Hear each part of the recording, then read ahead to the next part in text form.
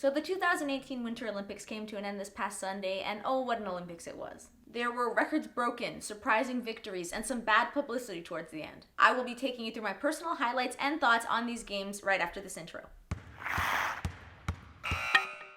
Now let me start by saying that I in no way, shape, or form watched all of the sports that were on. We all know that due to the Olympics being held in Peongchang, it made it incredibly difficult to watch most of the sports. Well, that is if you wanted to get more than 5 hours of sleep a night. So what I did was I watched the sports that were important to me, whether it be by highlights the next day or just recording them and watching them later. And the odd time staying up a little bit later than I necessarily would. So know that going into this, I did not see every minute of every single sport I'm about to talk about, but I did see, for the most part, I think, what mattered. So let's get into it. Also, I'm going to point this out. I don't know if you noticed, but I'm doing this from a Canadian perspective.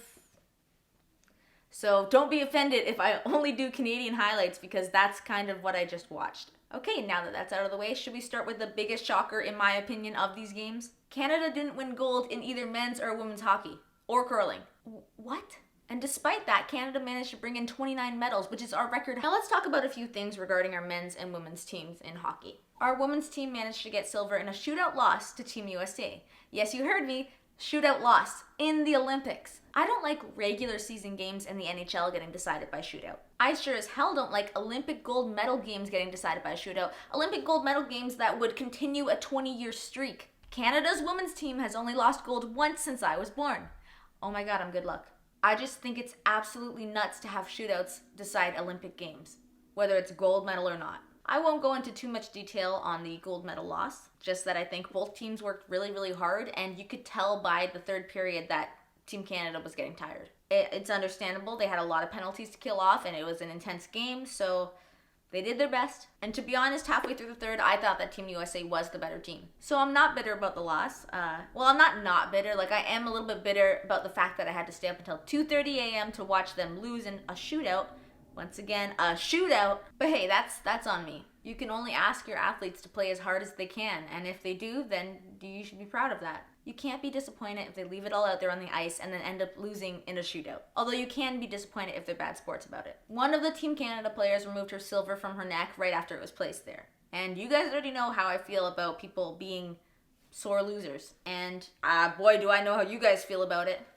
Not only was it unprofessional, but it was actually in direct violation of the championship regulations. Like I said in the video before, obviously the emotions are very high, and I can understand how you don't want to just settle for silver. You were playing for gold. And especially being in the Olympics and having your whole life leading up to this, basically, especially being in a women's hockey team, I can feel sympathy for the loss, but once again, silver is nothing to scoff at. But she apologized, and she seems to regret it, so moving on. Let's talk about our men's hockey team. They ended up with a bronze medal, and I hate to say it, but I was surprised. When the NHL decided not to let any players go to the Olympics this year, I understood and agreed with them. But once the game started, I just sort of had this feeling of like, the Olympics are supposed to be the best versus the best. Not allowing NHL players to go made it not the best of the best, so automatically it's not the highest level of hockey you could be watching, it's lower. And that's not to say that there's not good players in other leagues, because of course there are. I just always like seeing the players that play against each other every night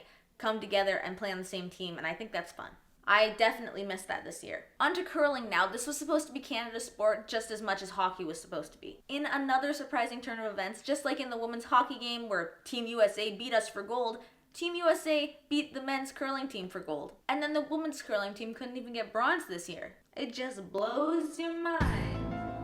Meanwhile, a lot of firsts were happening. Canada won bronze and silver in men's slopestyle, making it the first time that we've had two people on the podium for snowboarding. And then Canada won its first ever medal in women's slopestyle snowboarding, which is a mouthful. Women's slopestyle snowboarding, alright. We won our first medals in luge in men's ski slopestyle, and I could talk about these firsts all day, but what I really want to talk about is the repeat in history. In two-men bobsled, which is decided by time. First off, how the heck do you even tie in this? Apparently there was a tie between Canada and Germany for gold like 20 years ago, and then it happened again now, so that's insane. How cool is it to both win gold? They didn't just tie at 3 minutes. They didn't just tie at 3 minutes, 16 seconds. They tied within 1/100th of a second. That's fucking nuts. And finally, we have Tessa and Scott Moir becoming the most successful figure skaters in Olympic history. In this Olympics, getting a gold in the team event and in ice dancing. But their biggest accomplishment to date would have to be getting me into watching figure skating. I never thought doing spins and just general skating could be beautiful. Ice dancing, if you watch it, you'll be amazed by the level of athleticism they have. What other sport do you have to be really, really, really good at to get to an Olympic level, but at the same time have to be very, very graceful and beautiful while doing it? There's not many sports out there where part of the job description is to make somebody feel something. Now I watch hockey and I'm like, where's the artistry? I mean, no big deal. They've only been skating together for like 21 years or something like that. Literally longer than I've been alive. Actually, they were paired in 1997, so... oh my god, and good luck! Now we move on to the more gossipy part of the Olympics.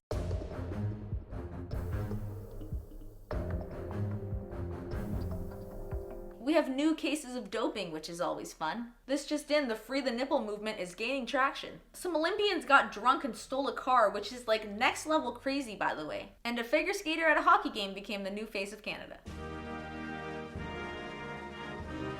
And that'll be all for the gossip section. Now I want to say a final congratulations to all of the athletes who participated in this Olympics, whether you won medals or not, because being an Olympic athlete is a pretty cool achievement in itself. Also, to all those young Olympians, and there were a lot, there were something like 6 15-year-olds or something, y'all crazy. I remember being 15 and I in no way had that much discipline, motivation, passion, or devotion for one thing. To be honest, all I wanted to do was finish my lessons early so I could go hang out with my friends all summer. Like shit, when I was 15, I wanted to be a psychologist, and then the year after that, I wanted to be a comedian. And then here you are, 15, with 10 years of training under your belt already, and I just don't understand it. And so with that, it's time for you guys to give me your opinions. I'm looking for your favorite moments of the Winter Olympics. I'm looking for your favorite sports, and basically any thoughts that you've had on the topics I've talked about today. But please, if anybody says in the comments that Tessa and Scott are dating, I have no time for you. Watch their TV show. They got taught how to look like they love each other, okay? Stop forcing it on them. And I guess I'll make another video like this in 4 years' time, okay? I'll see you then.